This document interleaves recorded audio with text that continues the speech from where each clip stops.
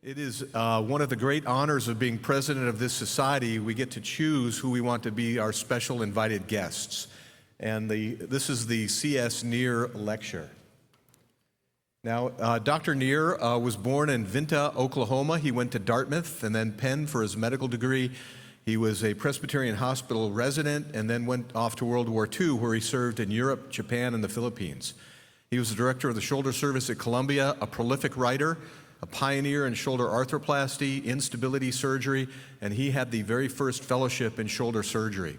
He was the founding member and the first president of our society, and so his imprint is still felt today here in the American Shoulder and Elbow Surgeons. I asked Buzz Burkhead to be my speaker, and the reason I did that is because I think I have it in a later slide, but I don't know anybody that's lived life better as a shoulder surgeon. He grew up as an aspiring rock star. Billy Gibbons from ZZ Top said, maybe you should be a doctor. He went to Southern Methodist University and then the University of Texas, Galveston. He was a Texas boy through and through, and for our Australian colleagues, this is America's Outback. He was Charlie Rockwood's fellow, which is especially relevant because this is where Charlie Rockwood practiced here in San Antonio. And he was the 25th president of our Shoulder and Elbow Society. He's an amazing thinker. He's lectured all over the world. He's a prolific author and educator, and this is the textbook he wrote, which is still one of my favorite textbooks of all time. But he's also a student of life. He's a songwriter, a vocalist. He's a musician on all platforms. He's on YouTube, so be sure to download his album and comment on it. He had a zebra and llama ranch here in Texas at the Rockin' Z Ranch. He recently engaged in a Hemingway contest, a lookalike contest, and there's nobody I know more that lives life at full throttle. I first met him, I'll tell you a private story. I was a young faculty member. I had just gotten into the society, and I went to the Summer Institute in San Diego. I was young, and I gave my talk on slap lesions, and then I go down to the bar and see some other shoulder and elbow people there, Fran Como, Buzz, and they're like, we're in San Diego. There's a big concert thing going on. Let's go. So I hop in a car. They had this thing where there's these 4 or 5 giant stages downtown, and you pay one ticket and go to all these different venues. You see the Counting Crows, you see all these bands. We're down there drinking beers, having tequila, going to these shows. I'm following Buzz Burkhead around, and then Fran and I are in the crowd, and it's like, where's Buzz? Where's Buzz? He's dancing on stage with frickin' James Brown. Who else would do that? And so I said, absolutely, the Shoulder and Elbow Society is for me. So without further ado, please welcome my guest speaker for the Neer Lecture, Buzz Burkhead.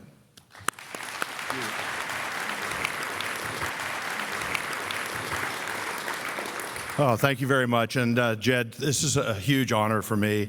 I put this up with one of the biggest honors of my life. I knew Dr. Neer, and I knew his pupil, one of his first pupils, Dr. Charles Rockwood, very, very well. And just 45 years ago, 2 months ago, I arrived in San Antonio, so this is really like a Seinfeld episode for me, and a huge honor, and I really appreciate it. It's not the misspelling or spelling of humorous is not a misspelling, it's intentional.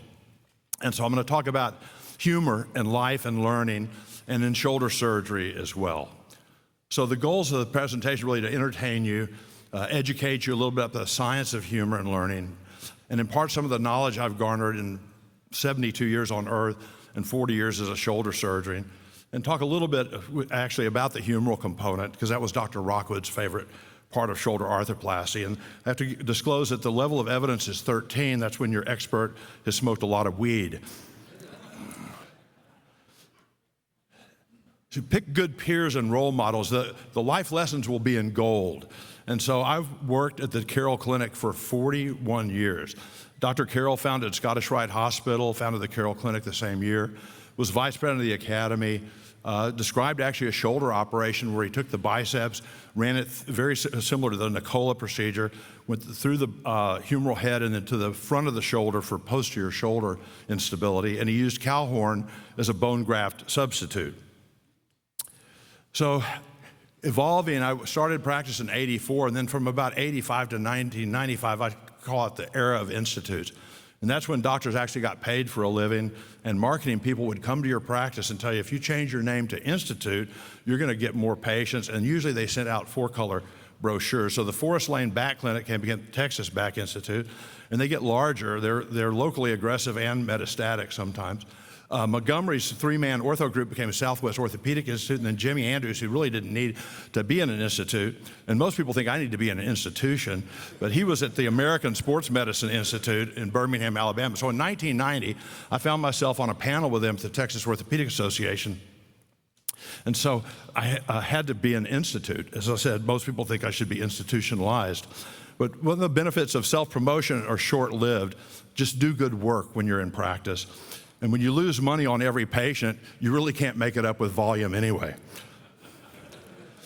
So I became the Intergalactic Institute of Shoulderology and Existential Surfing, which is the only kind of surfing you can do in Dallas. And the acronym for that was ISIS, which I'm glad I really changed the name on that. It was the largest patient capture area in the universe.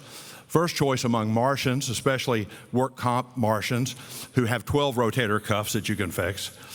Our motto was, if you're weak, nervous, or dizzy, it could be your shoulder.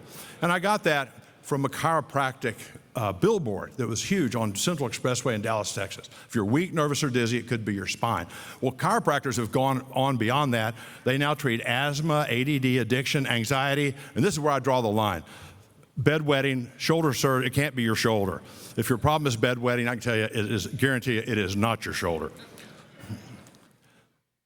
So I changed it to the Redneck Institute of Shoulderology Knowledge. If you have some of you, this is what's called a backronym. You come up with a word and then you go back and create the acronym, a backronym. It's actually a really word. And so it has a great acronym, RISK, which is what you're taking when you come see me. And then I decided, these are my disclosures.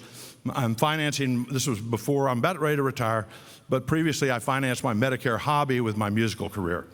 And my sign, which I put out the year that Hillary Clinton tried to take over healthcare, will do shoulder replacement for food. And it was January in Dallas, and not one person stopped and wanted a shoulder replacement. So I was diagnosed with pulmonary fibrosis in 2020. I was told I had 3 to 5 years to live. That was the bad news. The worst news was that I'd already had it for 2 years at least. So I'm now financing my retirement, lung transplant, or funeral with my autobiography, and advanced orders are encouraged. The title of it's Narcissus Unglued. This is serious. And the warning down there says, my sense of humor might hurt your feelings. And on the other side is me looking into the creek and seeing my reflection of what I looked like when I was in college. So long gone. So it'll be a collector's item. Don't think of it as just a purchase or a gift. It's going to be an investment. Van Gogh never sold a painting. Corollary 1, if you have good insurance, it must be your shoulder. Well, that kind of went away. Corollary 2, life is painful, your shoulder shouldn't be. The title there is, this man has 1 cavity. And somebody mentioned the tooth-to-tattoo ratio, and the worst tooth-to-tattoo ratio is when you only have 1 tattoo. Corollary 3, we don't just operate on people's shoulders, we change their lives. So this woman wouldn't know that people were just trying to use her for her good looks until after her acromioplasty at the Redneck Institute when she came out of surgery looking like this. Suffer no more, go forth and multiply, for thou art healed.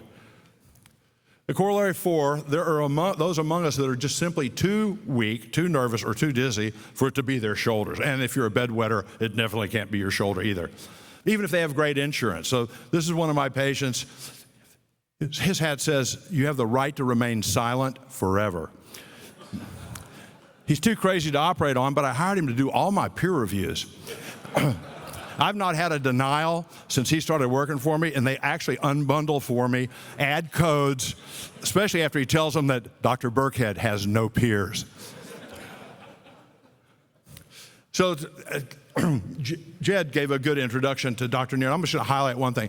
Charlie Neer served 3 theaters in World War II. And so my dad was a wounded World War II veteran. And so a lot of people will talk about how distant Dr. Neer was and not so friendly a lot of times. But a lot of it could be just because the doctors in World War II suffered, in the Vietnam, suffered the same thing that the soldiers did. They're seeing young people every day cutting off limbs, staying up all night, working, getting shelled. And so I'm wondering if maybe part of Dr. Neer's personality, because these guys, like my dad, they never talked about the war. But after the war, he came back, and like a lot of people who came back from World War II, he lived his life in honor of the people that he had worked with and lost. And his entire 50 career year was spent at Presbyterian Hospital in Columbia. This is Charlie Neer after I told him the funniest joke I'd ever heard. Not well known for his sense of humor. What he was known for was an incredible educator who willingly shared all of his knowledge. His students, a lot of them in this room, started all the world's shoulder societies, including this one. And everyone in this room has learned from someone who learned from someone who learned from Charlie Neer. So the life lesson here is if you want to be immortal, teach. Good teachers are either scary or funny. Dr. Neer was on the scary side. The best, I think, are both, and that's why I was blessed with Dr. Rockwood. He was scary and funny. This was my first introduction. I met Dr. Neer at the cocktail party after the open meeting when I got in about 1987. And this was his response to my saying, God, it's so nice. It's such an honor to meet you. So you're the Dr. Burkhead from Dallas, and walked off. So later in my career, we actually became good friends. I was able to make him laugh twice and wet his pants one of those times. So where does the word laughter come from? This is from Genesis. Sarah, Abraham's wife, who was 60 when she had her child, and her husband was 100 and already had a child with a housekeeper, kind of like our second husband here. God has brought me laughter. All you who hear about this will laugh at me. Isaac actually means he laughs. In Greek, it's helos, and it's very close to the word for health. And Immanuel Kant, the great 18th century philosopher, noted that laughing is like physical exercise. It maintains balance, physical health, eases tension, and aids in the recovery from illness. In the English language, it comes from hilahan in Old English, and this is an onomatopoeia, which means that the word sounds like what it's supposed to say, and it imitated the sounds of laughter. And that's why we use these short syllables like ha-ha, ho-ho, and he-he to describe laughter. This is Charlie Neer. He finally sent me a picture of himself, and he sent this one. They used this on his obituary, too. He's got a big smile on his face. I sent him a fax machine in 1994. I was working on this book. I was trying to get the history of rotator cuff repair correct, and I really wanted his input on the part about his contributions. I didn't want to get a nasty letter from him, and I couldn't commit. He was living in Veneta, Oklahoma at that time. He was retired, he was very happy, and so he sent me this picture after I sent him the fax machine.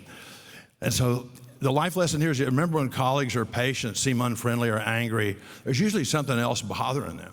And you try as hard as you can, especially in practice, to avoid getting angry back. And you try humor.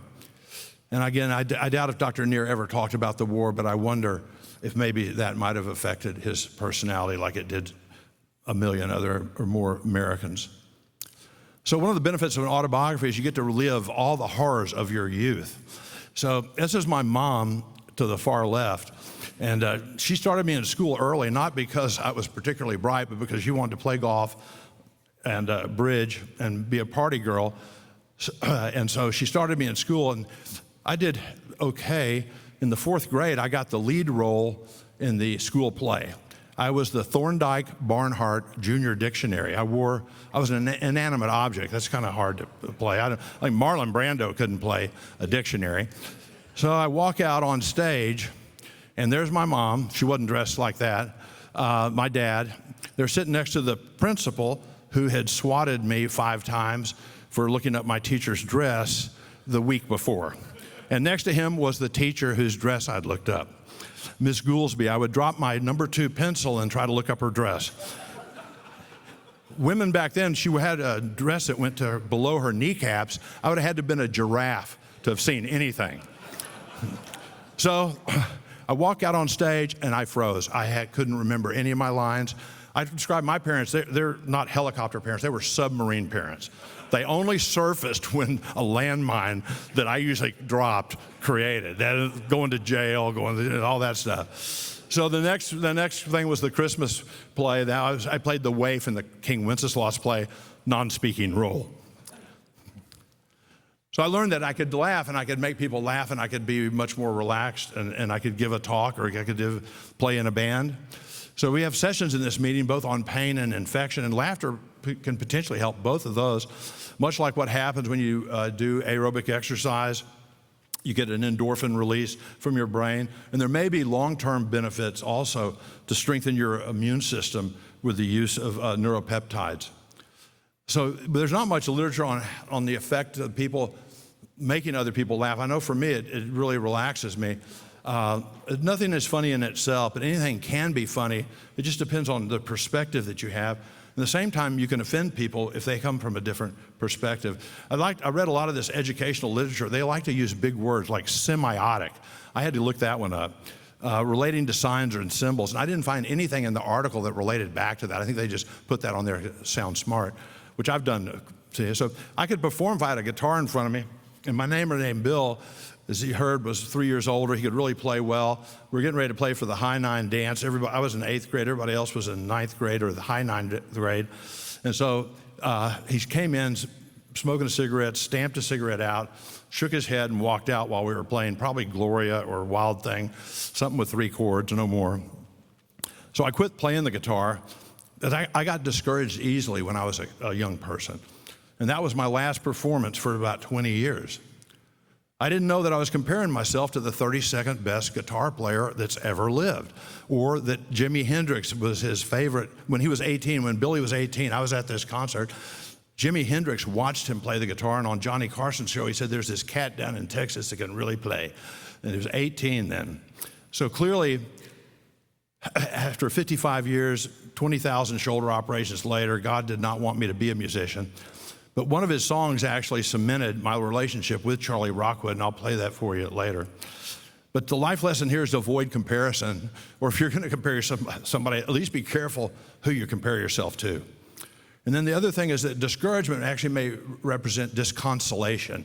If you look at Ignatius, the great Jesuit scholar, if you find consolation, you're usually within God's will, because God's will is for you to be happy. But if you feel bad and you're disconsolate, you're probably not in God's will. So discouragement can sometimes be that. So I thought I'd be an artist instead, like my cousin John Woods up in the top left corner. This was in GQ magazine, 1967.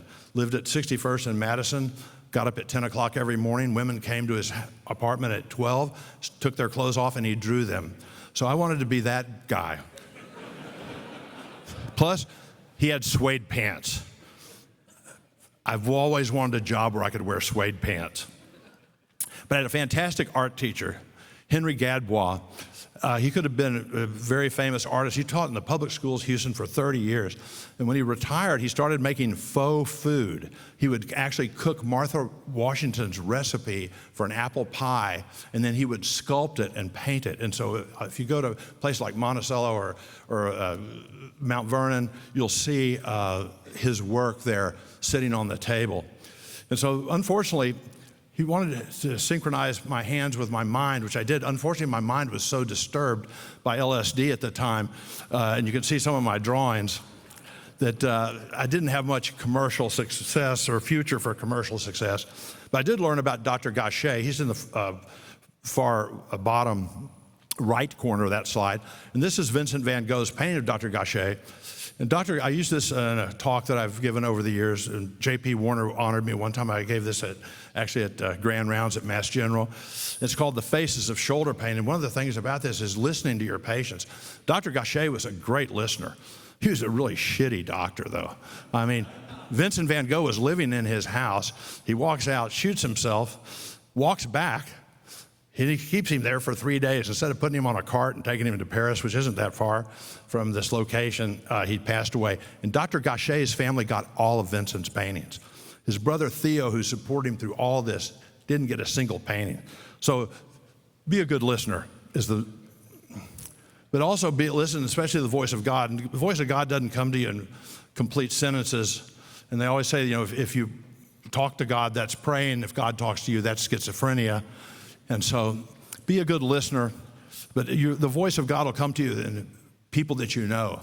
and activities that you participate in, and also from your patients. So I had some aptitude as a sculptor. You can see that's my self-portrait there. I actually predicted what I was going to look like when I was almost 70, and that's me in the Hemingway look-alike contest there. You can believe it, I look so much like him, I put mascara on my chest hair. Ernest Hemingway was really into chest hair. And so I didn't even get into the second round. There were an amazing number of fat white guys with beards in this country, and 160 of them showed up for this contest.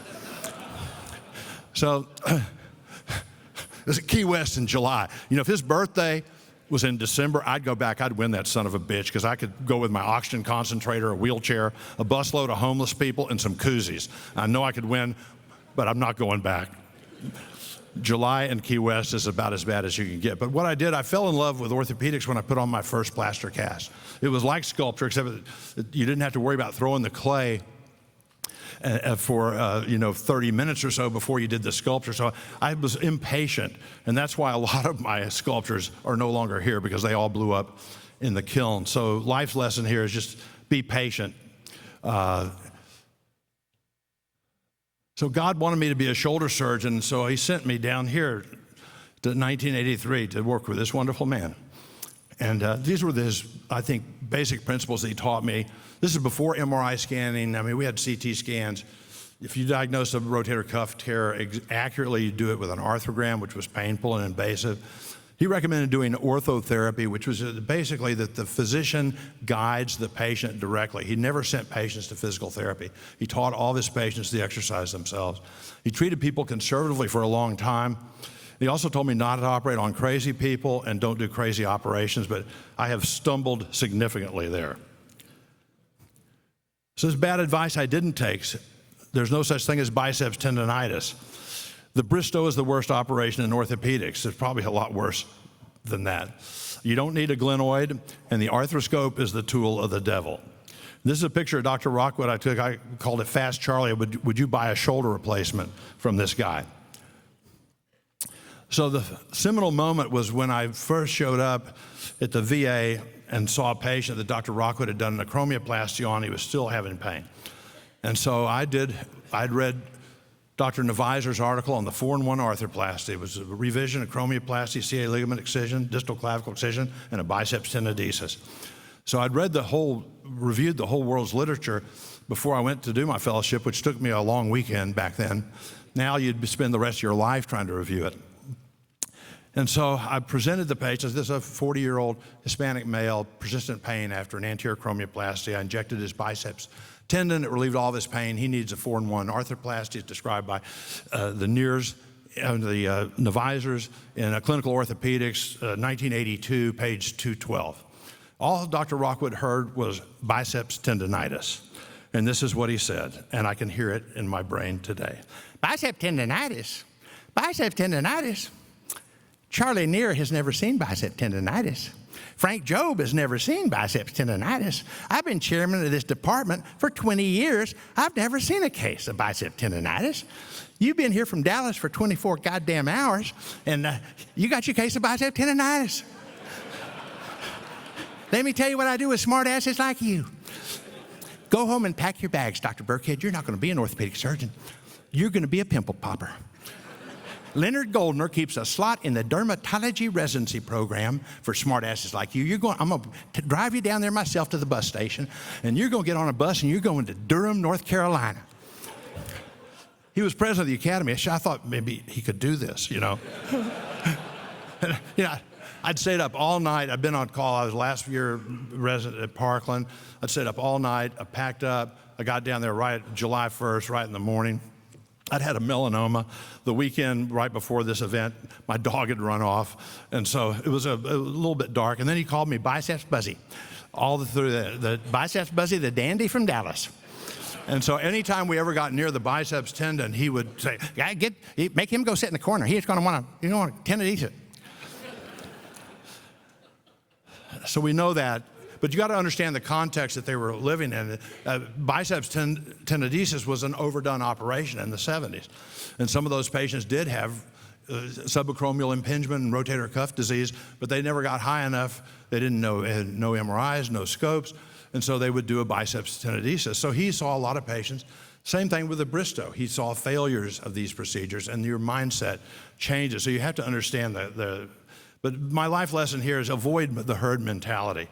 Whether it's a biceps tendonitis, acromioplasties, or more recently SLAP repairs, SCRs, reverses for everybody.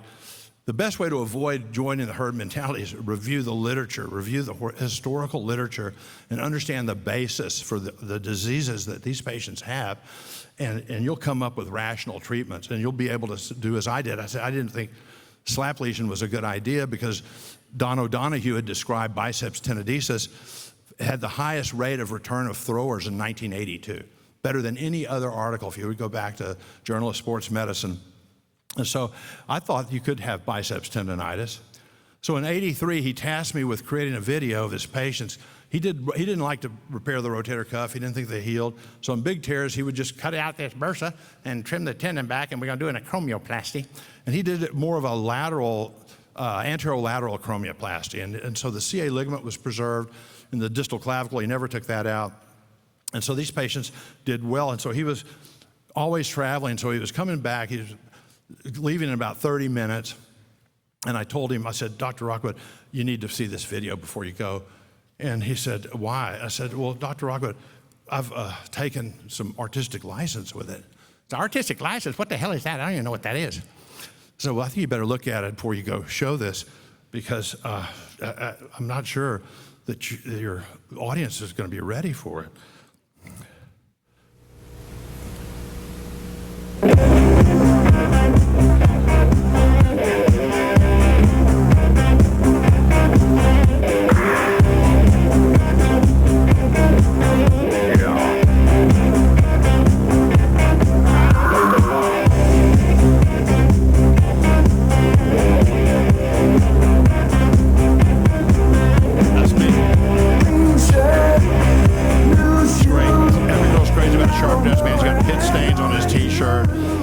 Sticking up out of the pants.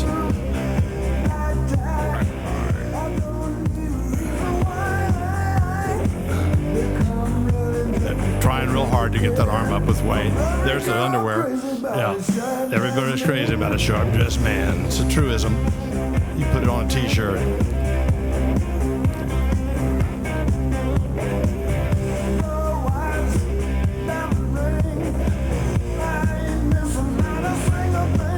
This lady, I'm sure, has Parkinson's. I mean, she's got blank faces.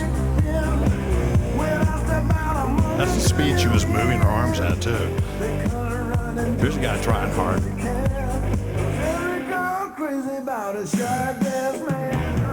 So I took 2 witnesses with me for this, and Dr. Rockwood was as white as a white coat.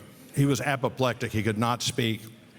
And then I told him I got another version. He could show that. It's regular version. When he came back, I'd been the Dallas dandy, biceps Buzzy. I sat on the opposite side. I couldn't even see the shoulder half the time.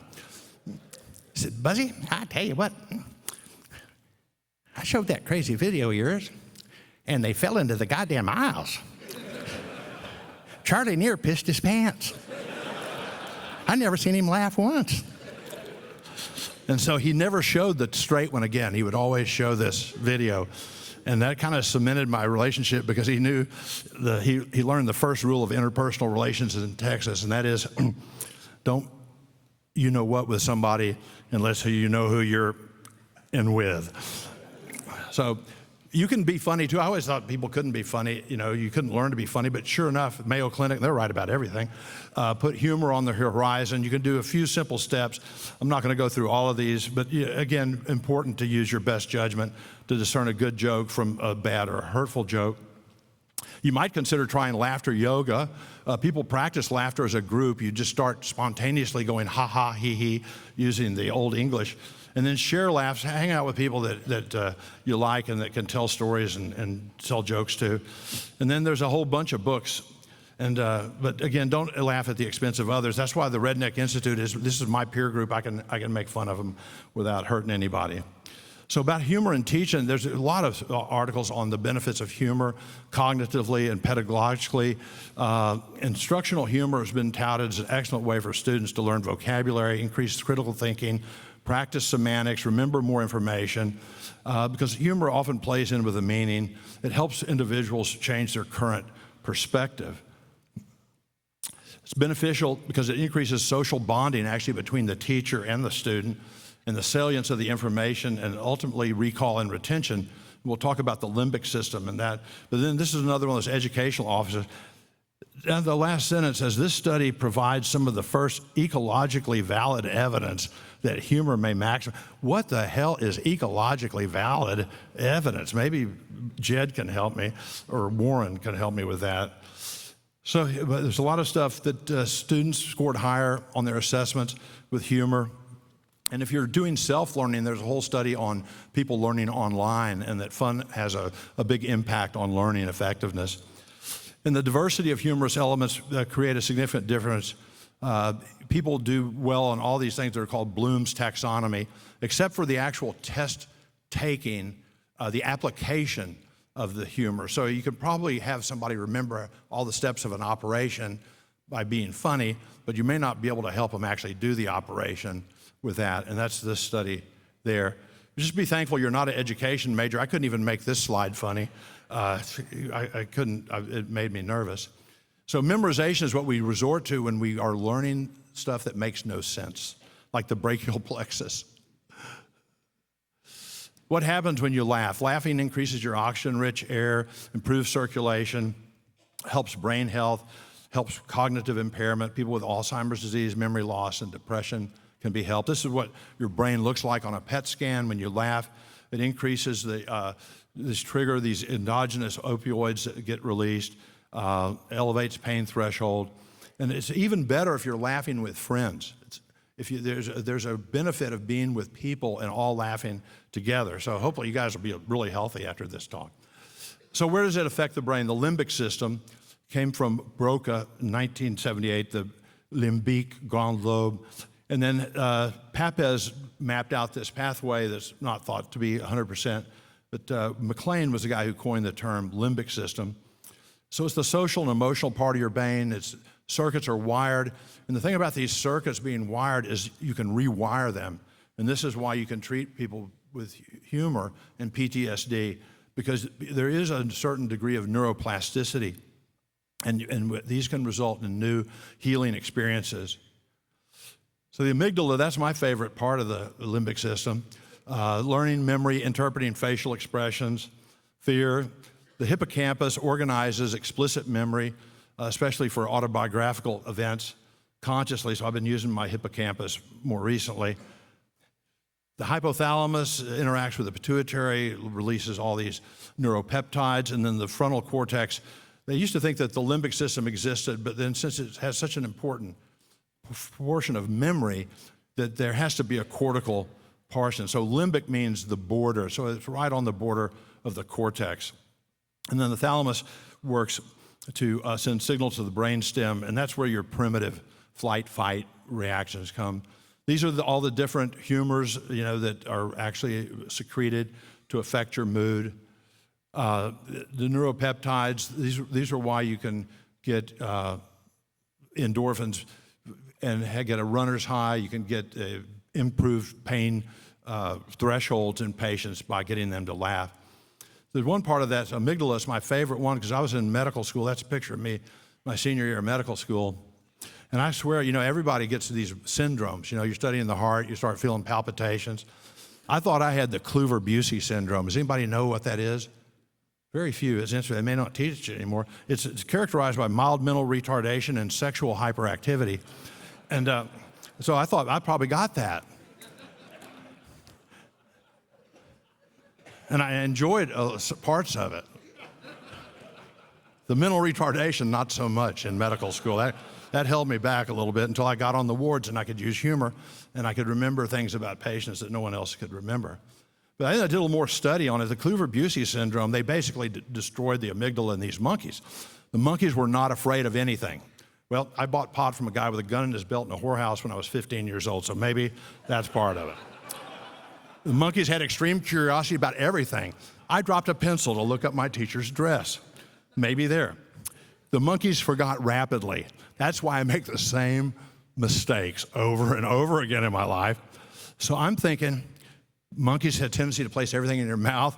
I love to eat. And then I got to this last one. The monkeys often had a sexual drive so strong that they attempted to copulate with immature animals, animals of the same sex, or even animals of different species. And that's where I draw the line. Okay? That's a different syndrome. That's the P. Diddy syndrome.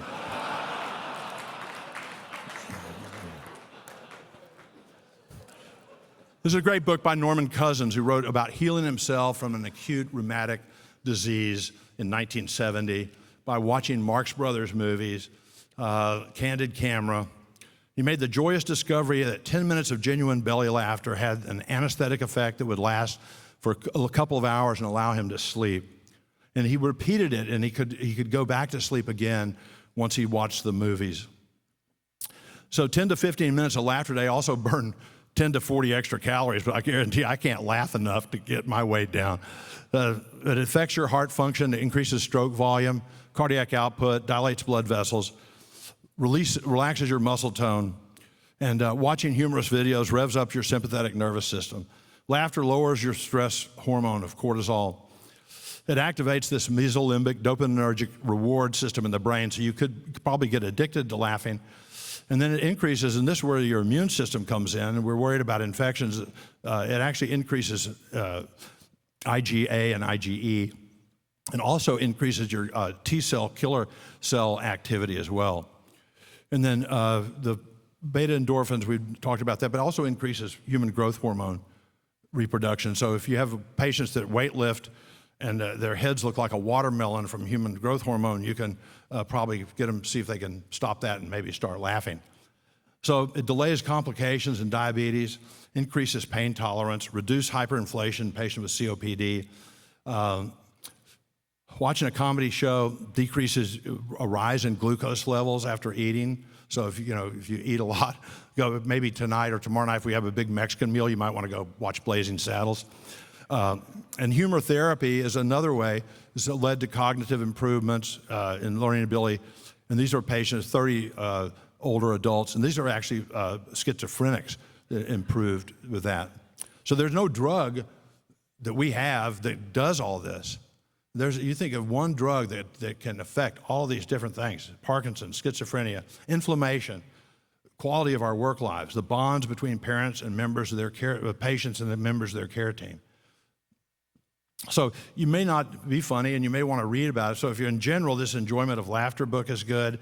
If you're like me, an old, fat, bald, white guy, motivational swearing words, since you can't swear in the operating room anymore, you can go home and color it. For people that are vegetarians, laughter yoga is a good thing. And then for the pseudo-intellectuals and intellectuals in the crowd, NPR actually has a thing on laughter therapy as well. So I'll talk just briefly about the humoral component. I'm not sure. You can tell me when I need to stop. But this is Charlie Rockwood and me. This was the year that I was president of this organization. I wouldn't have been there without him. So I thought it was appropriate I should talk about hemi arthroplasty, because that's what Dr. Rockwood liked, hemi arthroplasty.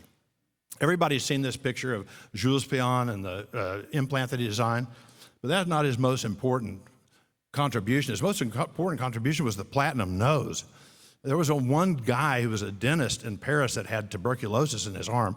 There were 100,000 people walking around with no noses in Paris from syphilis. And to think it's technology, that's what they did on the right. That's what they did in England. And they used, I think, Jimmy Durani's nose for the model for that. So between that and Frederick Krueger's, there was no implants done. There were reconstructive procedures. I like this guy. This is Larry Jones. A lot of people think this is going to be Sir Reginald Watson Jones or Sir Robert Jones. This is Larry Jones. And the thing I'm going to point out to you is where he was in his life when he did these. If you look at his first article on resection arthroplasty, he lived in Little Rock, Arkansas. That was 1933. In the Depression, probably very few people had shoes. About the same number that have shoes in Arkansas now, probably. But look at it where he was 9 years later. This operation must work. He's in Beverly Hills, California. True story. That's a level of evidence below zero that operation must have been something that worked. So right here in San Antonio is where orthopedic surgeons discovered a metal that wouldn't corrode, and it was venable and stuck. They took this dental material made by Ostenol called Vitalium, and they buried it in this horse corral, breeding corral, where it was exposed to every type of body fluid imaginable. And a year later, they dug it up, and there was no rust, there was no corrosion. And so they started making plates and screws out of it. Probably the best contribution was the metal testicle, though. If you read this carefully, when removed for any reason, it's desirable to replace it. Last sentence, since they are light in weight and non-irritating, though patients do notice that they do get cold. So they've made some advances in that kind of surgery as well as the surgery that we do. And so now you get souvenirs when you get new testicles. Your wife gets earrings, golf balls. And so the first prosthesis wasn't done by Charlie Neer. It was done by Frederick Krueger at a public hospital in New Jersey. And he worked with Ostenol, and he took all these molds from cadavers. And you notice that his implant actually has an elliptical head. And he created it so that he could cut it off. It was too long, and it was. And so that was the first modern hemiarthroplasty done. And this is Dr. Neer's. Actually, a lot of people think that the Mark I was Neer's first prosthesis, but this is actually the prosthesis in his original article that was on fractures and dislocations. And it was a smooth stem. It had one thin, a medial suture hole. And at the end of the article, it says it was recently revised without adequate trial, and its true worth is yet to be determined. So this is the Mark I that he used, and the features on this, these large holes for macro ingrowth, like the Smith-Peterson and Austin Moore prostheses had. And then this rim is a positive rim that you see around the head indented into the cancellous bone. So you got rotational stability not only from the fins, but also from this rim of bone that went down into the cancellous bone. Dr. Neer wasn't great at giving people credit, and so because he never mentioned Dr. Krueger in any of his articles, that's why we have these Nightmare on Elm Street movies.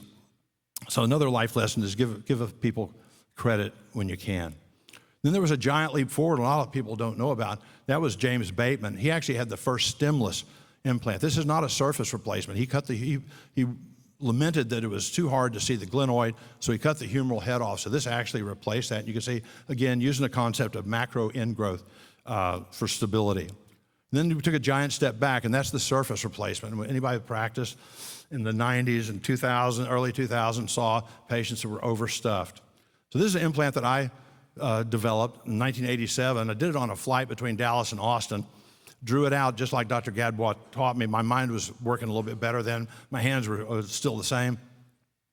I always maintained that if the company had been in Houston, the implant would have been 25% better.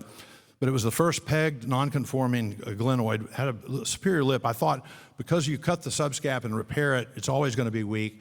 And so you need to have a little bit of superior constraint. And then it had incredible porous coating that was blown in. That's pure titanium porous coating. And this was 1987. And I designed it based on an episode of the Beverly Hillbillies, which I spent a lot of time watching as a kid.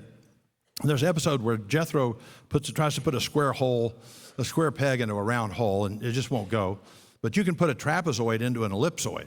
And so that's how this was based. And you can see how it was done. And then at the bottom, there's my redneck abduction pillow that holds 4 full-size beers, skull, and 9mm if needed. But this is what it looked like in ingrowth. And I did cementless 4-part fractures, and these things heal. Other thing, if you don't use it, use nasal calcitonin in these elderly patients with a fracture. They form incredible callus in an atrophic environment. So this is a crazy operation that works. And a lot of people haven't been able to get good results with it. I'm just going to review, because I feel sorry for patients if they don't get this operation if they're 30, 40 years old and need shoulder arthroplasty. And it's very similar to Dr. Matson's ream and run. The first part is you got to correct the glenoid with reaming. And then I used fascia lata early on And you had to take a lot of fascia lata, and so it left a pretty big defect, but it gave me it's probably about the same amount that they used for SCRs in Japan, and maybe why they work better there than with a piece of dead skin. The most important part of this operation, in my mind, is drilling these holes, because you denervate this subchondral network of bone. Cartilage doesn't have any fibers. The pain comes from the bone, and it comes from this subchondral network. And so if you drill enough holes there, small nano holes, I call them, and then I used the labrum, I maintained the labrum when I could, and I would sew the fascia lata there. And so how I got started, I had a metal back glenoid that failed in 1987, like everybody else's metal back glenoid. And when I went back in, this guy had fibrous tissue in his, the screw, the central screw. And so I looked at that fibrous tissue under the microscope, and it was actually fibrocartilage. And so I postulated that, we could maybe recreate this without having to go through a revision. So that's what he looked like at 12 years, 16 years.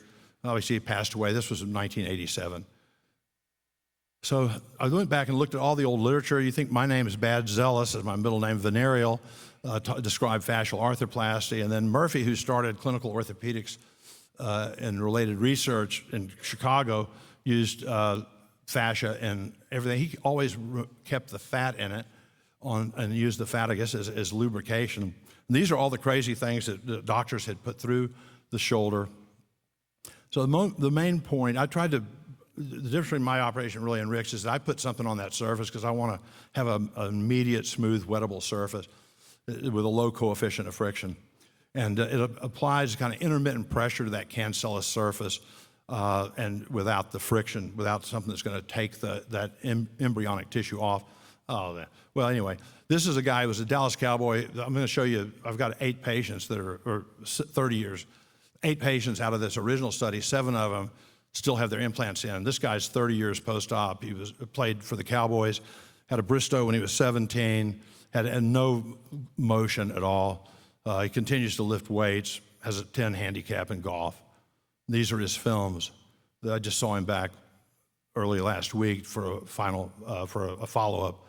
No significant glenoid erosion.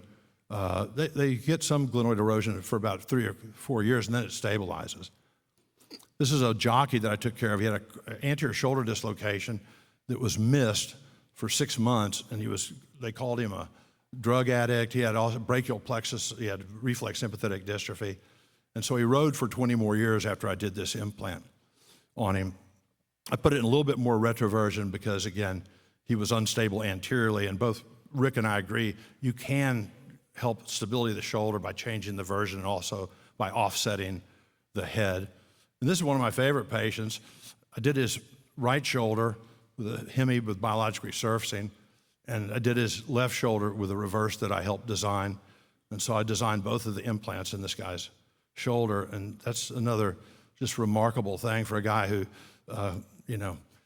had my kind of early life to be able to do and accomplish. So they're not all the same. There's bad results, but a lot of them are related to the humeral side. This is from J.P. Warner's office. I joked with J.P., I said, I wouldn't have sent this x-ray to my mother, much less into the Journal of Orthopedics. But you can see it's grossly overstuffed. And the only thing worse than having a piece of allograft tissue on there would be having a polyethylene glenoid on that. So it's very difficult to rebalance the shoulder with these surface replacements. This is a failure on the humeral side. This implant was probably too short. It's been changed out. This is what he looked like at 10 weeks. You can see he actually has a little bit of a joint space there. Didn't come back for 2 years. He moved down to his ranch, which is close to Austin. But he came back in, he started having pain, and this is what he looked like here in 2017. And the pain had only started 2 or 3 weeks before, when he had probably cracked out through the cortex of his humerus. And so we did impaction grafting on him using the technique described in England with an Exeter device, and I used a smooth stem implant for this specifically.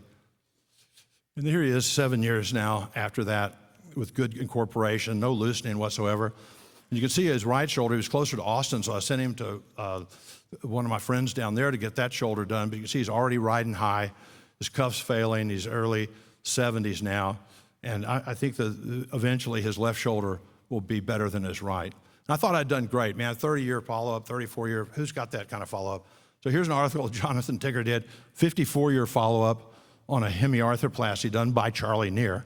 It's hard to improve on Dr. Neer's designs. And here it is 54 years later.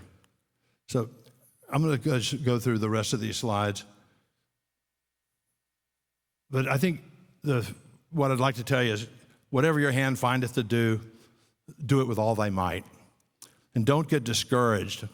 But when you're sure that you've given your best, it may be God's will. I want to thank you again from the bottom of my heart, Jed, for giving me this incredible opportunity. And thank you from the Redneck Institute of Shoulderology Knowledge.